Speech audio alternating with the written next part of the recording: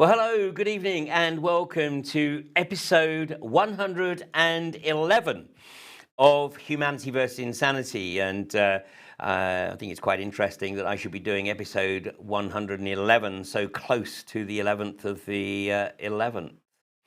Well, anyway, we've got an extremely interesting discussion ahead this evening. And my guest, I know, is going to have everyone absolutely spellbound. But don't worry if the show isn't long enough and you want more information, because we're going to tell you how you can get that too. But first of all, let me just do a plug for AV 9.1, which is going to be held at the Crown Plaza in Kensington, just on the Cromwell Road, on Sunday, the 2nd of December. Now, the venue is literally right opposite Gloucester Road Tube Station, which is on the Circle, District and Piccadilly lines. So it's very easily accessible from all the London termini. So a full day of event of speeches there, from starting at 10 o'clock in the morning, running through till 6. And so who's going to be speaking? Well, Patrick Henningson, Brian Gerrish, Dr. Graham Downing, Alex Thompson, and yours truly. And the title of the event is Democracy in Chains. And of course, as we literally see events unfold right now, as Theresa May desperately hangs on to the keys of number 10, and indeed the leadership of the Tory party, then I'm sure that within the next 2 weeks there's going to be a lot to talk about.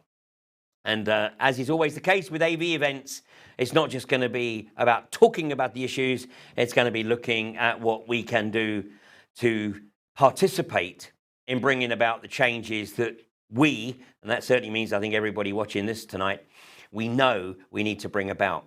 So that's Sunday, the 2nd of December. And tickets can be obtained from the website, which is alternativeview.co.uk, or the ticket hotline, which is 0207 558 8869. But the hotline is not open until 9 o'clock tomorrow morning after the live stream. So that's the morning of, Friday, I've lost track of days, 15th of November, or thereabouts. Anyway, there's another event that I have to talk about before I introduce my guest, and that is Southwark Crown Court. This time it's not me actually appearing in court or actually even representing anybody in the court, but I will be there to support David Noakes. And you see the picture on the left there, that is David Noakes from his AV6 presentation, which was in May of 2015, about 6 months after he had suffered the raids initiated by the Medicines and Healthcare Regulatory Authority, which shut down his immunobiotech business. And 4 years on, he has been found guilty. Well, no, actually, he pleaded guilty to producing an unlicensed medicine. That unlicensed medicine, of course, was GC MAF, which has proven to be an extremely effective cancer treatment. But of course, that undermines the profitability of Big Pharma and impacts upon their chemo and radiotherapy revenue streams. So the Medicines and Healthcare Regulatory Authority aren't interested in the fact that it's an effective product. They're only there to protect Big Pharma. So this is a sentencing hearing, and David has the opportunity to mitigate the sentence because the MHRA are seeking a custodial sentence. So the hearing is scheduled to potentially last for 3 days, with sentencing on the 4th day. But we'll see how that pans out. But please, if you can get along there, join me outside the court at 9:30 this coming Monday, 19th of November. It's Southwark Crown Court, which is literally right adjacent to London Bridge train station. So easily accessible, particularly if you're coming from the south of England. And, we'll go into court and, we'll see how the MHRA portray their case against David as they seek a maximum sentence. So this is a very, very important case and is a very significant challenge, of course, against the corporatocracy. So once again, that's Monday, 9:30, Southwark Crown Court. And well, there's a map just to show you that it's right opposite London Bridge. London Bridge is just here. Oh, what a giveaway. London Bridge is just here. And so it's literally about a 10-minute walk, not even, from London Bridge Station. Right, well, my guest tonight, it's the first time I've had this particular guest on Humanity versus Insanity. And it is with great pleasure that I welcome Michael Obanisia. But before I speak with Michael, let's have a look at this 2-minute trailer of a film that was released just a few days ago and will be widely available by the end of the month. But take a look at this.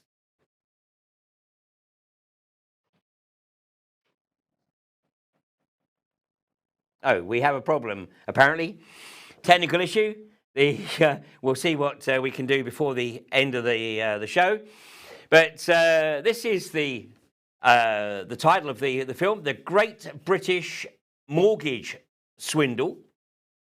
And regular viewers of Humanity versus Insanity and attendees of the Alternative View Conference will, of course, be familiar with the experience of Anthony Carlin, the Northern Irish police officer, or former Northern Irish police officer, who arrested the judge in the courts in Belfast because the judge refused to uphold the law in the eyes of Anthony Carlin and effectively ruled in favour of the financial institutions. Well, Michael has been challenging the financial institutions for many years now. But before I bring Michael into the discussion, we have the film working. So take a look at this. In the wake of the US subprime mortgage crisis, the UK housing market collapsed, the reality of which was much more shocking than the public ever imagined. Insolvent banks were pretending to lend money they didn't have. The banks don't lend anybody anything. This is my house, what are you doing? Conveyancing solicitors were giving illegal advice. The solicitor is like the croupier of the casino. He's dealing out the cards at a rigged table using a marked deck. Mortgage fraud had been common practice for decades. You're about to sign this document on the penalty of perjury that you're the beneficial owner of the house. Is that really the case? Because I thought you needed the money to buy the house. None of the signatures of me and my wife were witnessed by anyone. Whilst the police violently enforced the selective application of the law. I've just been there. Are you officer? I haven't been given a notice. You're on That evil person takes homes. What are your personal benefits for doing this? Do you get a lump sum or something for everybody you took on the street? Such crimes are being perpetrated by the very individuals entrusted to serve and protect the people. Something has to give. Then, when all seemed lost, You're about to engage in an act of fraud on which you do so you may be. They call themselves the police. They break the law. You're gonna kick the door open. That's criminal. a call to action rallied thousands from all over Britain. I'm asking for some help here, man. They're knocking his front door down. How's that not breaching the peace? In support of the mavericks who took on the might of the banks, armed with nothing except the facts. I will succeed against this bank. The sheer scale of the swindle is breathtaking.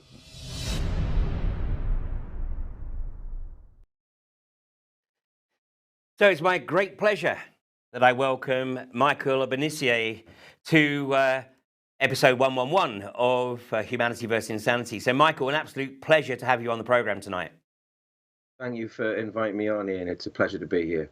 Now that was just the trailer, but I believe that the full-length film was premiered in Nottingham on Saturday. How did that go? It couldn't have gone better. It was a great day. We started off very early at 12 o'clock, well, a little past 12. We watched the film, and basically everybody who was there stayed long enough to tell us exactly what they thought, and some of them stayed well into the night.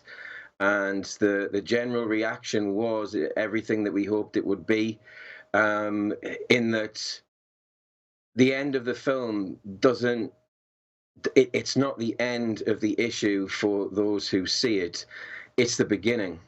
Because that what several people said in their own words was, at the end of TGBMS, they felt like they were at the beginning of some new chapter in their life, because they'd had, well, the clouds over their eyes had dispersed, or they had seen things that they didn't realize before that uncovered or allowed them to find a piece of the jigsaw, which suddenly necessarily allowed them to see that the system, justice isn't obtainable within the system. It is a totally rigged game.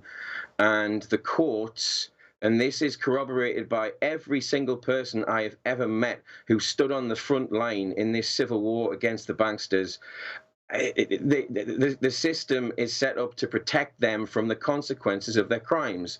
And it doesn't matter whether you simply ask the judges to apply the law as it was intended by Parliament to be applied. It doesn't matter if you've got numerous Court of Appeal and High Court judgments in your favour.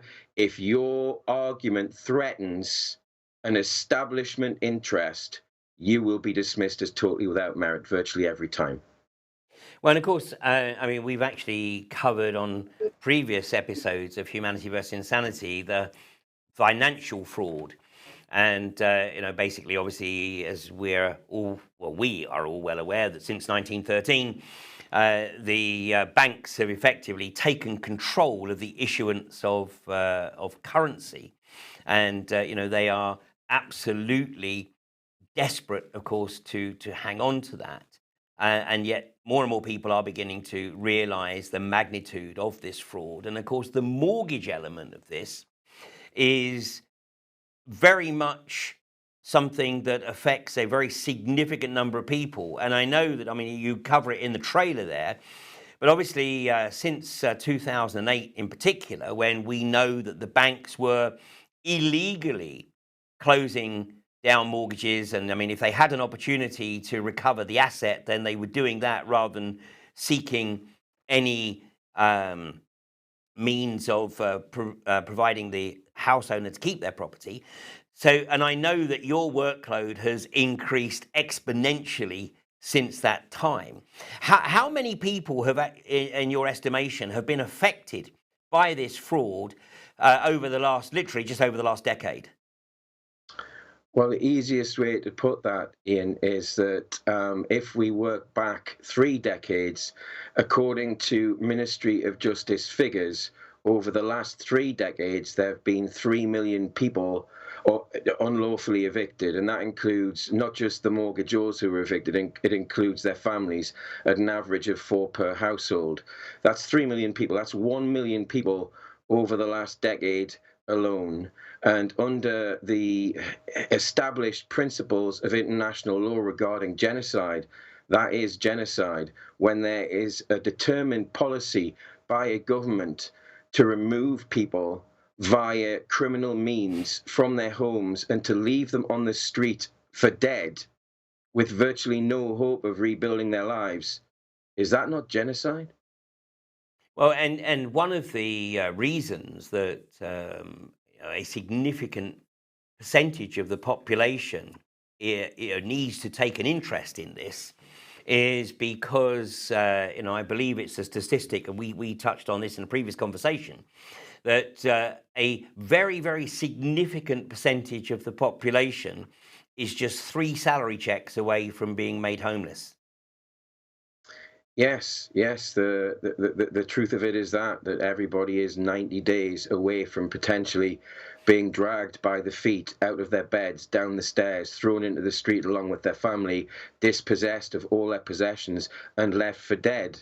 That's literally what happens when people evicted say to bailiffs and police and court officers, "But I've got nowhere to go. It's freezing cold. I'll die out here." They have no compassion. They have no understanding for their fellow man. They simply say the same thing that they were programmed to say. It's my job, what can I do? If I don't do this job, the same thing will happen to me. No, this only happens to people because people like him or her say yes to doing an unconscionable thing for money. And that's what the film seeks to change. It seeks to show everybody by placing the audience right in the middle of the stories of the protagonists that the film depicts. It forces the audience, whether they go into the film realizing that they're going to experience this or not, it forces them to feel what it's like to fight in court, knowing that you're right and get everything thrown back in your face, and then to end up with armed thugs breaking in with petrol grinders in the middle of the night and dragging you out, kicking and screaming. That is just wrong. Full stop. There's no way around it. I don't care what anyone has to say in an attempt to justify it. That is morally wrong, and it should be against the law. Now, call it a hunch, but I would hazard a guess that of the 3 million people that have been affected by this over the last 3 decades, a disproportionate amount are in the north of England, or in areas that over the last 3 decades have experienced extreme trauma, with regards economic meltdown within their communities, whether it's sort of from the mining communities or whether it's the car industry or whatever. But the southeast of the country seems to be somewhat insulated, not completely, of course, but somewhat insulated against this drama, and consequently, the people who are often in the decision-making positions, i.e., in Parliament, this is another world to them, and they literally see this as only affecting a subclass, the lower end of the social spectrum. Yet, in reality, probably even the majority of them are just 3 salary checks away from the experience, and their hubris or their myopia or their cognitive dissonance, whatever you will, actually prevents them from seeing the fact that once that, for whatever reason, probably in many cases through no fault of their own, but once that salary check doesn't go into the bank, then they are in this world. Yes, it's an illusion of security. It doesn't really exist. It's what we've all been, in the West at least, and elsewhere, been programmed to believe is the way our life should unfold. That we go into the state education system, we come out of it, we get a job, and we work our whole lives thinking that when we get to the end of it, we'll have something left over for our families and we'll be able to live with our families in comfort and security. And one of the most shocking things that I found out 10 years ago when I first started helping people with mortgage issues was the number of people who were retired, especially those who had taken early retirement, who had been forced back to work by extortionate interest payments, which were never in their original agreement with the banks. And then I found out that this was a pattern, and that the evidence shows beyond any doubt whatsoever that the modus operandi of the banks is to get as many people into default as quickly as possible. And the reason this is so obvious is because in their securitization packages, when they sell normally for a 3 to 5 year term to financial entities a book of mortgages, the most lucrative mortgages are the ones they make the most money from, are the ones that they predict will almost certainly go into default within those 3 years. If that doesn't expose what their game plan is, I don't know what does.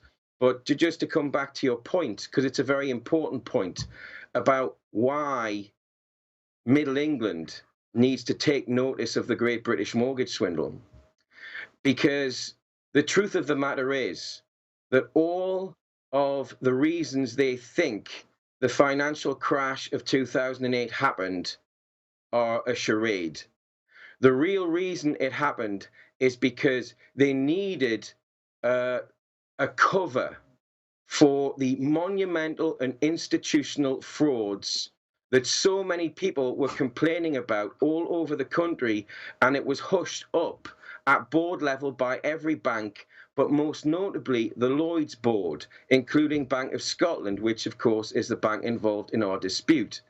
Now, the reason why this is so utterly scandalous is because any litigant in person fighting the banks will tell you that it's almost as if the judges have been told that they can't find fraud against the banks, and then I get handed this summer just gone, a whistleblower's report containing all of the evidence proving beyond any doubt whatsoever that all of the banks and Parliament and the judiciary have been covering up is that the reason no mortgagor can win an argument of fraud against the banks, even though they're absolutely banged to rights with hard and fast evidence beyond any reasonable doubt at all. Despite all of that, the judges never find fraud against the banks because of a deal that Lloyd's did on behalf of all of the UK banks when they agreed that no serving parliamentarian would be declared bankrupt while they were still serving, provided that no judge found fraud against any of the banks. And a lot of people go, no, not in this country. We're not corrupt.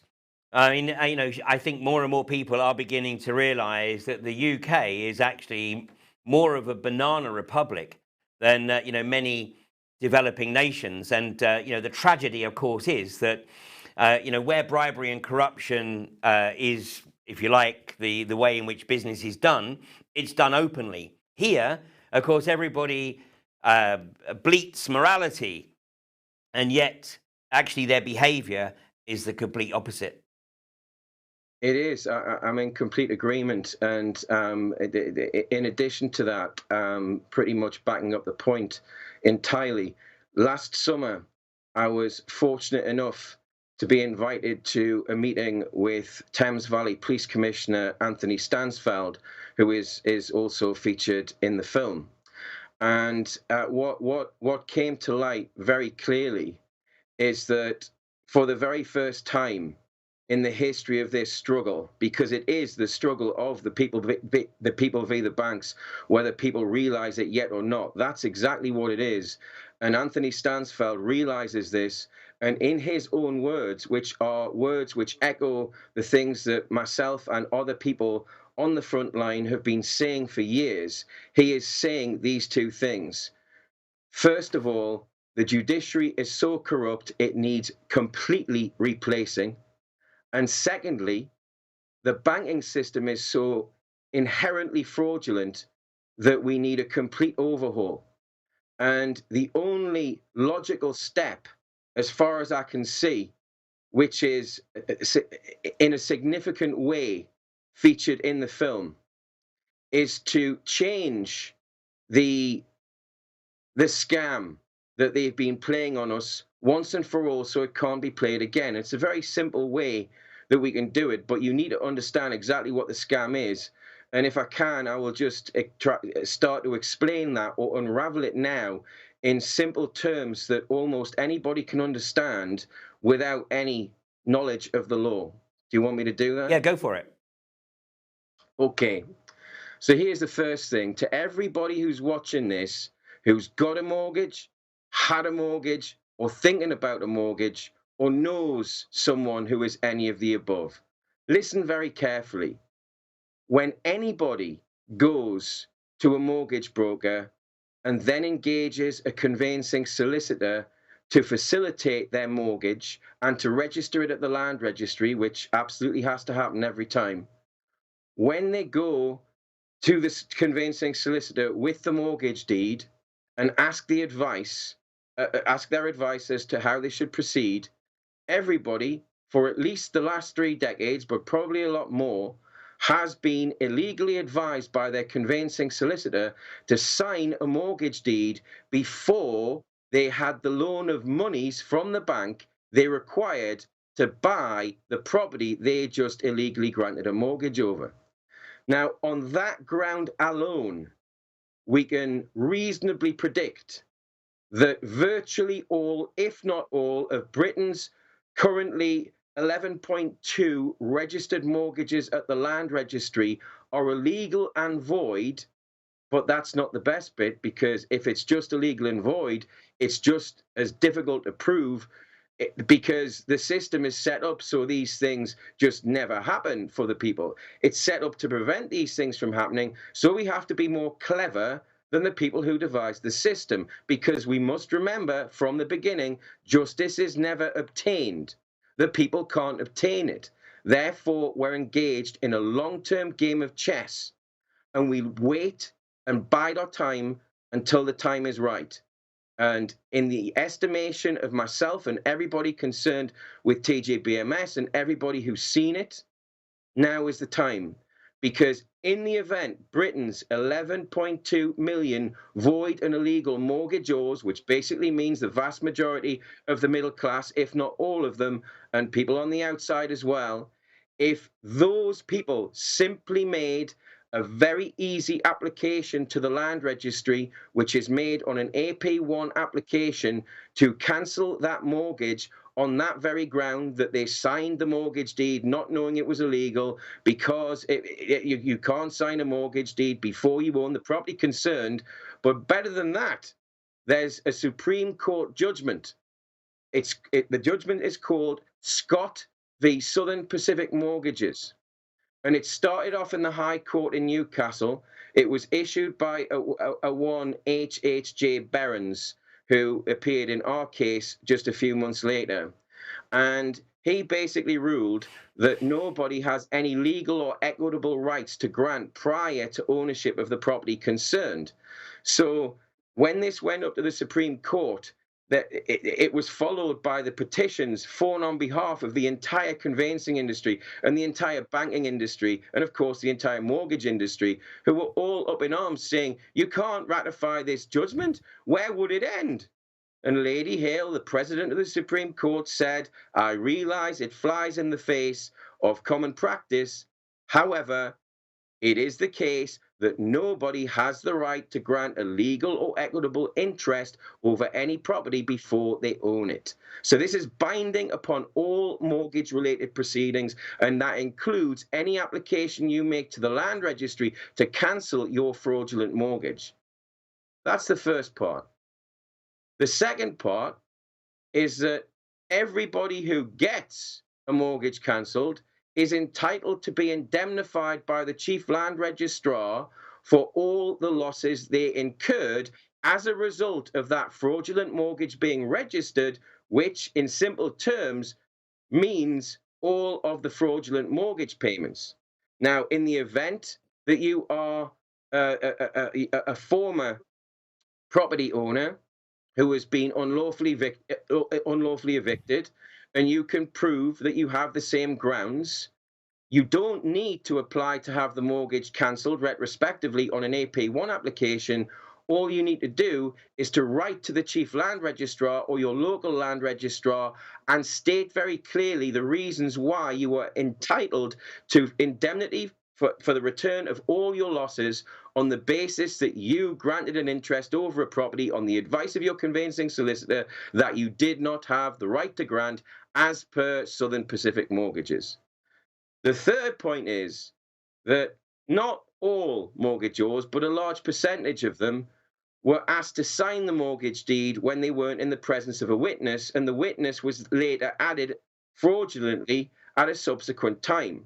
Now, what that means is under the case that is our case, my family's case that I've been involved in for almost a decade and is featured heavily in the film, in our case, we proved that if a mortgage deed is not signed in the presence of a witness who attests the signature, it not only breaches the terms of a statute called, well, it's actually Section 1.3 of a statute called the Law of Property Miscellaneous Provisions Act 1989, which prescribes that every mortgage deed has to be signed in the presence of a witness, otherwise it's void under the terms of Section 52.1 of the Law of Property Act 1925. That's my dog barking. I'll just let him out. Okay. Yeah, such is live TV. Yeah, it's. Michael did warn me that the dog might kick off at around about this time when his wife came home. Yes, but this time I don't believe my wife's home yet, so he may go crazy again. So we'll have to Okay. bear with that one. Anyway, the point I believe I was making was I was finishing off the Section 1.3 point. That's the Section 1.3 of the 1989 Act point. No mortgage deed is valid unless the signature was properly witnessed. Now, up to the point where we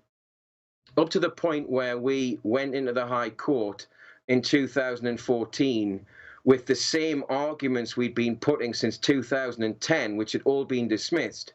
Right up until that point, the terms of the 1989 Act were not being applied in the entire conveyancing industry.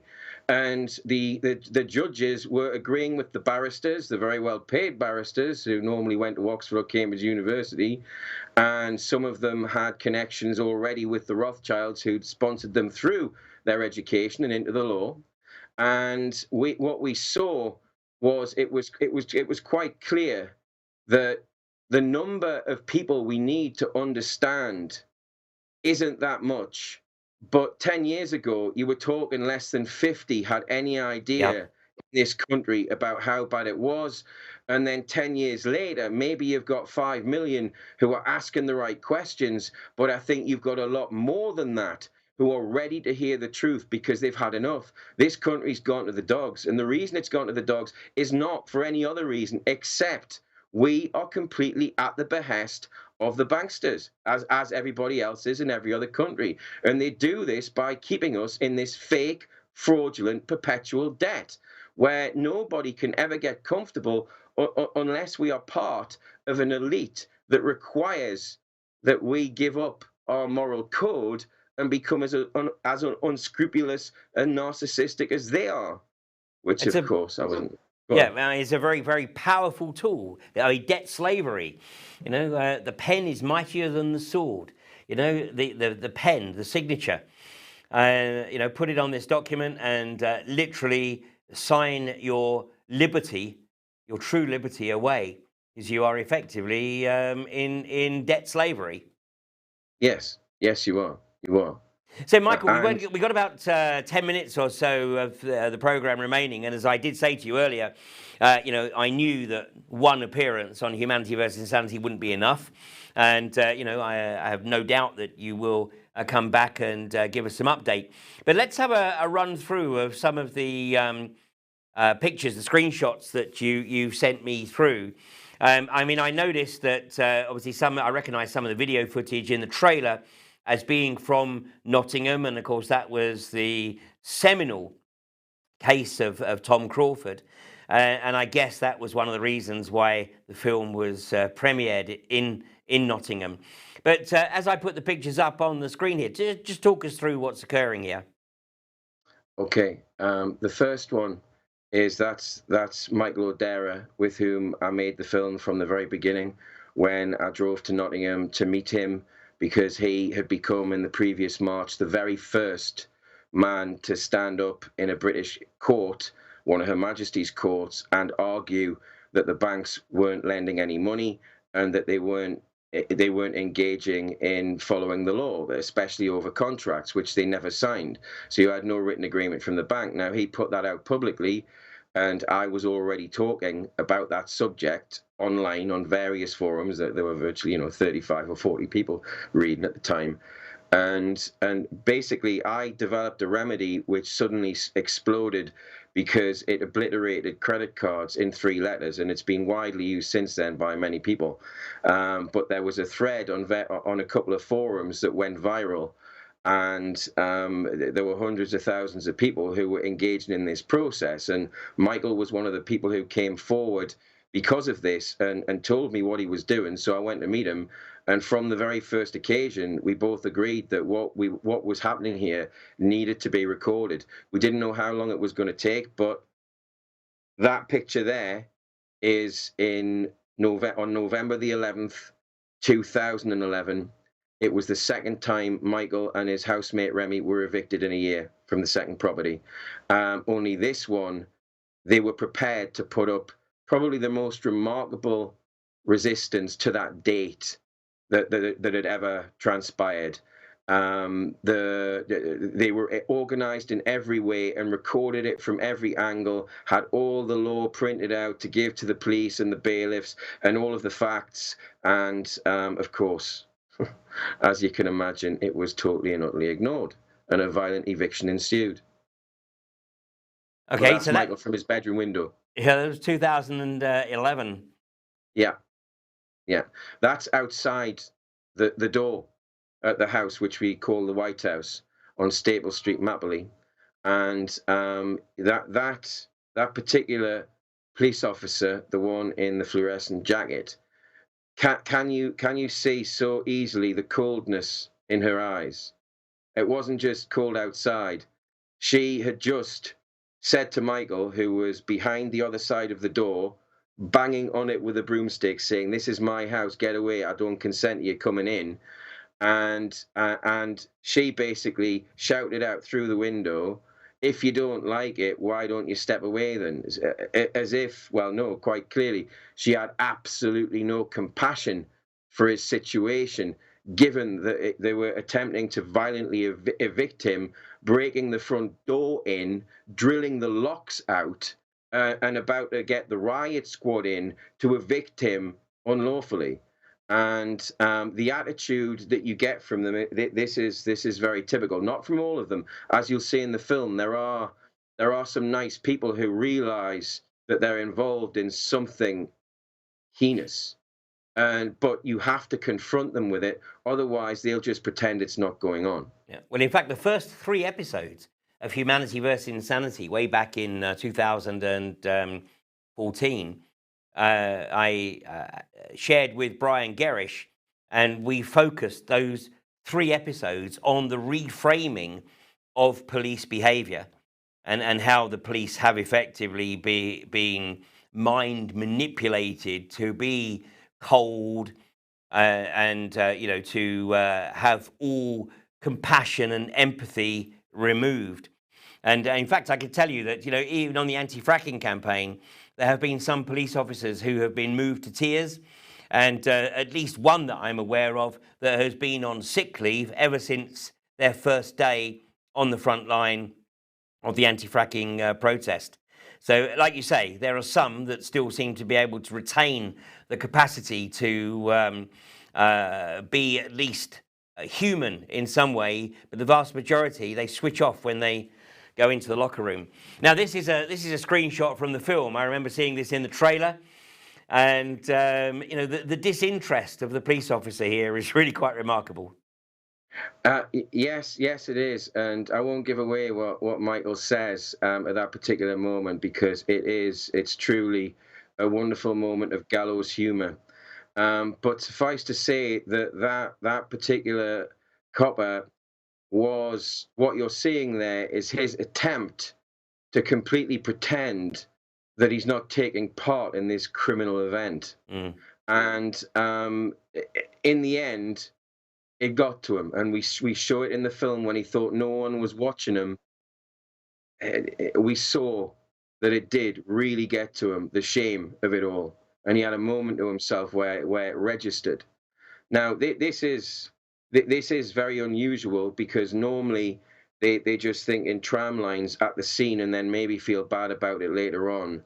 But at this particular event, what transpired was, because there were a lot of people there at the resistance, so many people found out about what had happened on Staple Street that it inspired so many more people right around the country, because up until then there was just a handful of us who had even attempted to resist evictions. But Michael and Remy, at their previous address, which is also, obviously that story is primary in the film, they resisted successfully several times, and at every eviction there were more and more people turning up. And what we saw that grew into the resistance at Tom Crawford's house was it really was inspired by what Michael and Remy and others had done in the early days, because that really was the way forward. If we organize ourselves to resist peacefully, no matter what, and as you know yourself, when you record the crimes that the officers of the state are engaging in, and you know for a fact that you've got them banged to rights legal-wise, when you show people those facts, when you show enough people those facts, that's when things start to change. And that's what definitely is happening now. There's been a shift. Absolutely. Absolutely. Okay, let's go to the next shot here. This is also the White House, I'm guessing.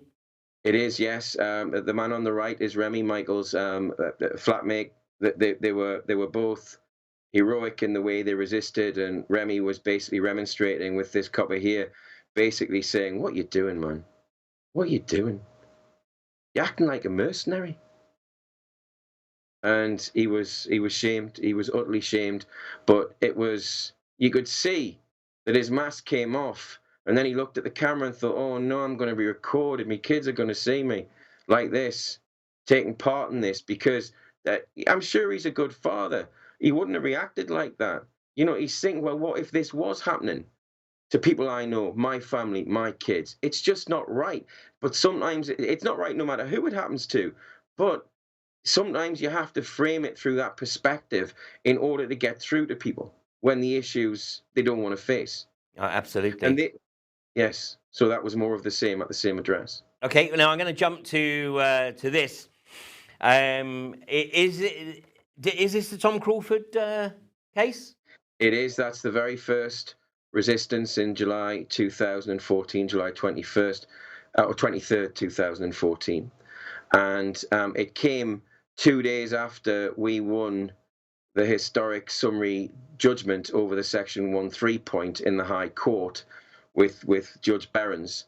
And even though he did his damnedest to try and stop us doing anything with it, we managed to get the first ever cancelled mortgage in the charges register on that very ground, that it wasn't witnessed at all. So it wasn't witnessed properly, and it had to be cancelled.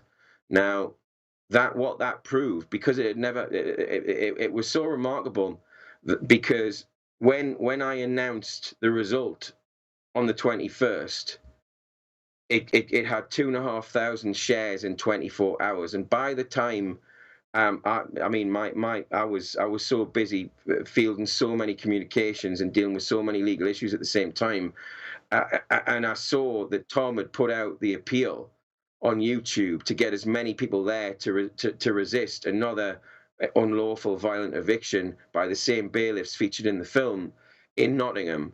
There was something different about things. And when you see at the end of the film the people who turned up to resist from all over the country, from all walks of life, all ages, when you see them there, you can see the looks in their eyes, and that they're to be contrasted in the extreme with the looks in the eyes of those policemen. Because these are people who know this is wrong, and they stood up to do something about it. And we succeeded so many times in so many places because of what transpired from 2009 to 2014. But the end of the journey is upon us now, because now is the time that we need to move forward in sufficient numbers.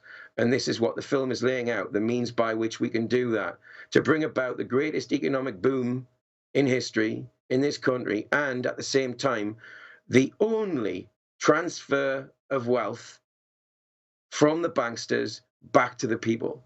It's the only way it can be done. Absolutely. So, Michael, we're coming to the end of this 45 minutes. Where can people see the film? If people go to it's a-fp.net to the cinema on demand pages. You can pre-order tickets to see the film in any one of 24 UK towns and cities. The film is already available on DVD for pre-order on Amazon. So just go to Amazon and search for Great British Mortgage Swindle, and it will be released, as Ian was saying, it will be released in a few weeks on Amazon, on the digital platform, and on iTunes and all of the other digital platforms. And it will continue to tour not only UK cinemas, but also it will screen in cinemas internationally, in Australia, in New Zealand, in South Africa, in Canada, in the US, and in Europe as well, because there is such growing interest, growing at an exponential rate, and we've had inquiries from all over the world to see the film, which everyone's saying is going to bring down the banksters. Okay, well, I'll put the link under the video. It may not be tonight. It'll probably be in the morning, but I will put the link so that people know where to go to either order a ticket to see it in one of the screening venues, or of course to order it from one of the digital platforms. So, Michael, I think that you probably have some help, not least from the other side of the veil. I'm sure that Guy Taylor is sitting very close to you right now, and will be doing what he can to help you. Of course, he had to leave this mortal coil perhaps a little earlier than was ideal, but I'm sure that there is purpose to his passing. There is a tribute at the end of the film. The film is fondly dedicated to Guy and to 2 other bankster busters who've fallen during the course of production. And as you say, Guy will be looking down, and he'll be with us in spirit every step of the way, because there weren't many who were as vocal as early as he was about how rotten this system is and how it's all got to change. Well, and I think we all sense that we're on the cusp of something, and we just have to keep the momentum building. Now, I'm going to break with tradition, because under normal circumstances I do not reveal my AV speakers until normally about 3 months or so before the event. But on this occasion, on the basis that you're the guest on Humanity versus Insanity, it would be rude of me not to announce that Michael Abenicia will be one of our speakers at AV10 next year, and by then, of course, the Great British Mortgage Swindle will have reached hopefully millions of people, and the movement to raise awareness of this fraud, and as it brings more and more people into the frame, then it will bring the creativity with it, and we will collectively find a way to break through this and the other frauds that have kept humanity in slavery for far too long. Exactly. Very well put. So, Michael, thank you so much for joining me this evening. And we will absolutely have you back on Humanity versus Insanity. Let's give it a few weeks, couple of months or so. Let's get the film rolling. Let's see what builds from that, and then you can come back and give us an update. And we can also at that time talk about sort of the templates that maybe people can start to work with to start their own process of investigation, and hopefully eventually cancelling their own mortgages. Yes, well, we're organising into denominations of bank in every district registry for that very purpose, and also to bring representative actions against each bank. So there's a lot going to be going on over the next few weeks. And as is, obviously well established, there's way more of us than there is of them. And as I have stated on many occasions, when I'm up against the unconventional gas industry, otherwise known as the motherfrackers, that they only do it because they're on the payroll. We do what we do because of a passion, and passion trumps payroll any day of the week. So, it's only a matter of time. And, not only are we learning the rules of the game, but we're also starting to make a few of our own. So, Michael, thank you so much for joining me this evening on episode 111 of Humanity vs. Insanity. And I'll be back at 9 o'clock with episode 121 of Fracking Nightmare. You take care now.